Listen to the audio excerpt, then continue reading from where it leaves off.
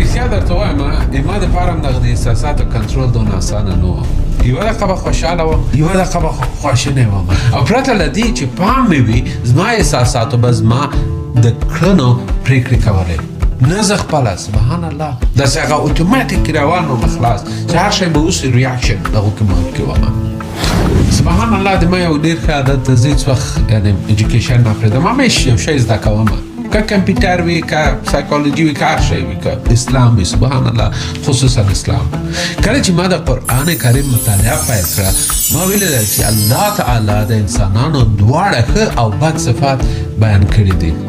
نو ما پرېکړه وکړه چې زه به هغه نیک صفات چې الله عزوجل قرآن کې ویلي هغه به ټول ځان ته ونیسم او د بدو صفاتو چې به ځان وساتم انشاءالله تعالی. یو وخت داسې وخت و د خلکو ترخې خبرې به ډېرې بد راباندې کولې او ډېر بد به یې خفه کوله.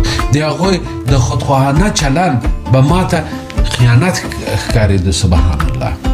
او طبعا لکه موږ تاسې د ټول امام طبیعي جواب به دا و که څوک ورته سختې خبرې وکړي زه هم دغسې سختې خبرې ورته وکړم، دغسې ځواب به ورکړم.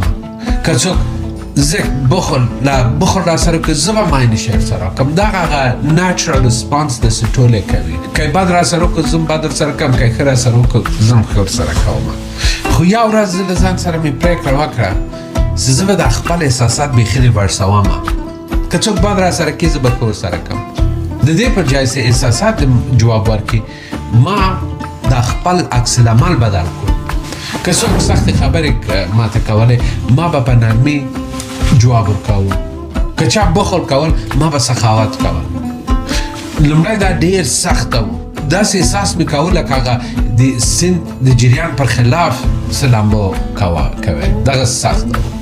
خو بیا یو حیرانونکی شی پېښ شو چې د خلکو چلند زما سره بدل شو. سبحان الله، اړیکې ښې شوې او د ما د زړه یو داسې سکون وموند چې ما مخکې هېڅ دغسې احساس نه و کړی. سبحان الله.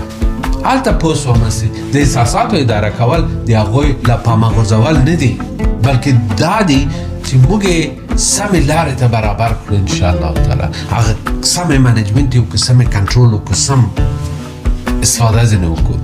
الله عزوجل په قرآن کې وایي چې بدي ته په یو ښه عمل ځواب ورکړئ او تاسې به ګورئ چې د تاسې دښمن به لکه د تاسې هغه ښه دوست راوړ شي. دا آیات موږ ته د احساساتو د کنټرول عملي حل راکوي. دا موږ ته نه وایي چې منفي کارونه له پامه وغورځوئ.